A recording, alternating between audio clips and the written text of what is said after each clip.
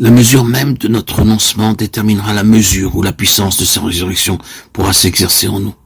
Nous avons renoncé à nos péchés pour mourir avec Christ au péché. Nous avons renoncé au monde pour mourir avec Christ au monde.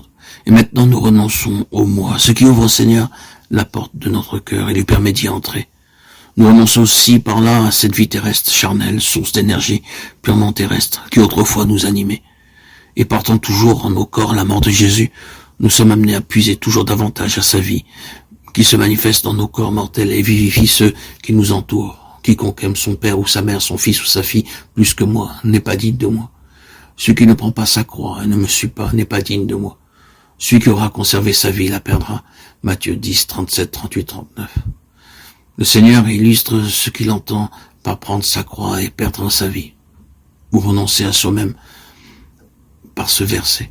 Notre vie propre peut être comme retenue à la terre par de puissants liens, des liens légitimes, mais si absorbants qu'il est nécessaire que le Saint-Esprit intervienne. On conduise à la croix pour qu'il soit ramené à la place qu'il doit occuper en Christ. C'est dans la vie de famille et de relations terrestres que l'épée de l'esprit est le plus nécessaire pour séparer les éléments charnels des spirituels, car il est presque impossible qu'à un moment donné, les droits du crucifié n'entrent pas en conflit avec les liens de l'affection. C'est alors que nous expérimentons que nos ennemis sont ceux de notre propre maison et que les mains qui nous clouent au bois sont celles de ceux que nous aimons. C'est alors que nous entendons le Maître nous dire « Celui qui aime les siens plus que moi n'est pas digne de moi ». Si, le cœur brisé, nous déposons aux pieds du Seigneur ce qu'il demande, ces liens de famille qui nous retenaient. Si nous perdons tout par amour pour lui, tout nous sera rendu, transfiguré, centuplé par les joies du ciel. Il faut qu'il en soit ainsi chez tous ceux qui suivent l'agneau. Et si pas à pas nous marchons avec lui, si en toute chose nous recherchons la volonté de Dieu,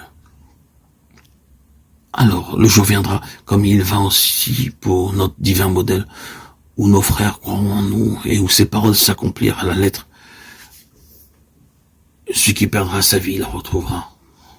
C'est l'épée de l'esprit, la parole de Dieu, qui opère cette séparation entre tout ce qui est charnel et ce qui procède d'un pur esprit. Hébreux 4, 12. Si comme nous y sommes exhortés, la parole demeure en nous abondamment et qu'elle opère cette séparation, nous devons aussitôt haïr tout ce qu'elle nous révèle comme charnel et l'abandonner, le perdre, le mener à la croix. Voulons-nous suivre l'agneau? Voulons-nous que sa vie soit manifestée par nous à ceux qui nous entourent? Alors, il nous faut connaître les profondeurs de la croix, de sa croix. Pour entrer dans tous les privilèges que sa mort nous a acquis, il nous faut renoncer à nous-mêmes, haïr notre vie propre pour que la sienne puisse se manifester en nous.